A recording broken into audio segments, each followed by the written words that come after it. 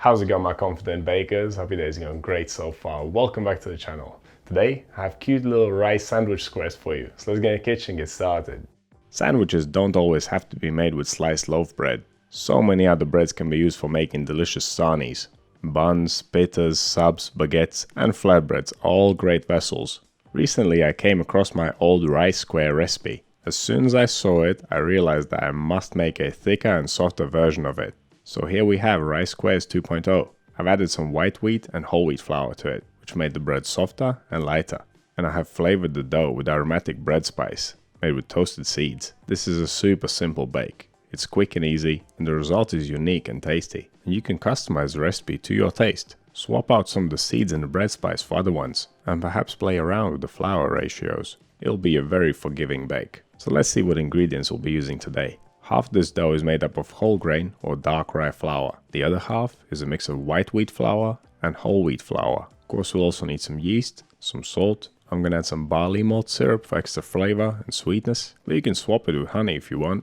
We'll need some water to bring it all together, and some seeds for the bread spice. I have coriander seed, fennel seed, caraway seed, and anise seed here. Well, like I said, you can use any seeds that you want in your bread spice. As for the equipment, we'll need a tray with non-stick baking paper, a bowl, scales, a dough scraper, a temperature probe, and a rolling pin. You'll also need a little pan if you do decide to toast the seeds. That is optional. Toasting the seeds brings out more flavor, and it only takes about 2 minutes on high heat. Once the seeds are nice and fragrant and smoky, they're ready. Grinding them is optional too. Again, this brings out even more flavor.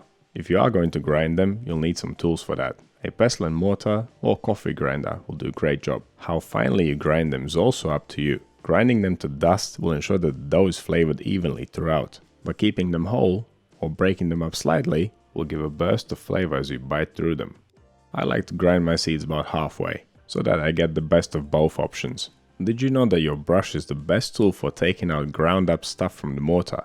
Of course, that is if the stuff is dry, like these seeds. I don't think there is a better tool for this job. Okay, that's our bread spice ready. Let's move on to making the dough. It all starts with temperature control. This is a quick recipe, so I'm using warm water. My kitchen's relatively warm too, at around 22 degrees Celsius. I warmed up my water slightly to almost 25 degrees Celsius or 77 degrees Fahrenheit. Bread dough made with a large portion of rye flour can be extremely sticky, so I'm using the largest bowl that I have to make it easier to mix.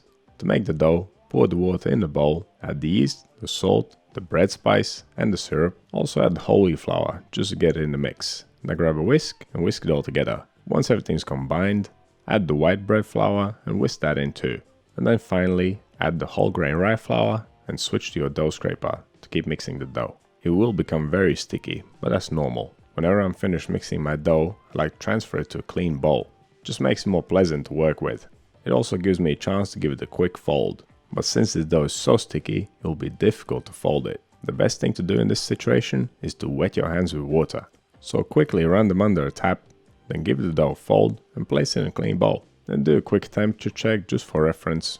My dough turned out at 25 degrees Celsius, 77 degrees Fahrenheit, which is pretty much perfect. We can move on to bulk fermentation now, which will take only 1 hour. It will be punctuated with 1 fold halfway through. So cover the dough, leave it to ferment for 30 minutes and then fold it. And again, instead of dusting with flour, we'll just wet our hands, wet our dough scraper with water, release the dough from the bowl and fold it up in the air. A pure rye bread wouldn't benefit much from folding, but since this contains some wheat flour, I do like to add the fold here. It should develop the gluten ever so slightly.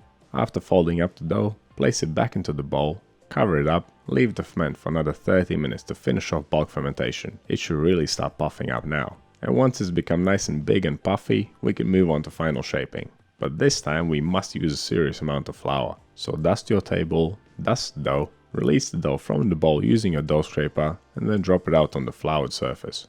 I'm going to shape it into a rectangle, measuring slightly more than 30 by 20 centimeters, which will be 12 by 8 inches. Now you don't have to worry about measuring, just eyeball it. They won't turn out perfectly square either way. I'm just doing this for the video, I wouldn't do it otherwise. This dough does not resist at all when it's being rolled, so be careful. It will be easy to make it too flat. I want to make 6 squares from this dough, measuring about 10 by 10 centimeters or 4 by 4 inches. I'll trim the edges off to make them nice and straight. Another option would be to leave this dough whole, and instead of trimming the edges and cutting it all the way through, simply score the surface, and then after it comes out the oven, you can break it up into portions following the lines. I might try that in another video, but if you are going to cut the dough into squares and trim the edges, then don't forget to use the trimmings too.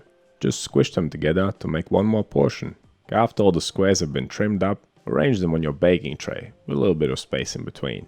I had to bake the 7th one separately, it wouldn't fit here. Okay, this next part is also optional. I wanted to keep the squares relatively flat, because they are thick enough in my opinion. And I wanted to give them a unique design, so I poked them with a fork, which is also known as docking. And there is a special tool for this job, but I don't have it. If you don't fork the surface, you'll get slightly taller squares. If they turn out a little bit wonky after all the handling and poking with a fork, you can use your dough scraper or 2 dough scrapers to straighten them out. Okay, now we can cover them up and leave them for the final proof. It'll take around an hour to an hour and a half. Towards the end of the final proof, preheat the oven to 200 degrees Celsius, 390 Fahrenheit, fan on. And if your oven doesn't have fan, go for 220 Celsius or 430 Fahrenheit. My squares became a little bit wonky again during the final proof, so I decided to straighten them out one more time. Next time I'm definitely making one big slab, and then just scoring the surface so I can break it up into portions after baking. It'll be a lot less faffing about. Of course, this recipe doesn't take that much effort either, but almost every recipe can be simplified. Okay, before they go in the oven, we can spray them down with some water to help them rise a little bit better, but this is optional. If you don't own a water spray bottle, don't worry about it. Okay, let's get these guys in the oven. They are pretty thin, so they will not take very long to bake. Around 15 minutes will do. Once they have puffed up and they're nicely browned all over, they're ready. And there you go, that's how you make individual rice sandwich squares. It's a nice little unique recipe. They may look humble, but they are hearty and tasty. The bread spice really enhances the flavor, and you can use it in many recipes. It works especially well for whole grain breads in my opinion. But you know how it is, anything goes when it comes to bread making. I don't know why, but I really like my closed sandwiches. But this type of bread could be used just as well for open-faced sandwiches. You can get 2 portions out of 1 piece. I just can't help myself. I always want to slap that lid on top. But you can do whatever you want with your bread, it's up to you. If you love flatbreads, like these and others, head over to the flatbread playlist on my channel. You'll find a variety of delicious recipes there.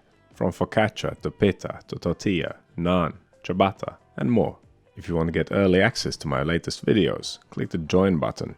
If you want to find some of the ingredients and equipment that I use, check out the Amazon links under the video. And if you have any suggestions or questions, leave them down in the comments section. And if you have watched this far, please give me a thumbs up. It really helps out, more than you know. So what do you think of this recipe? Have you ever made something like this before? Let me know down in the comments. For more videos like this one, click over here. Subscribe to the channel, click right here. That's all I have for you today. Thank you so much for watching, and I'll see you in the next one.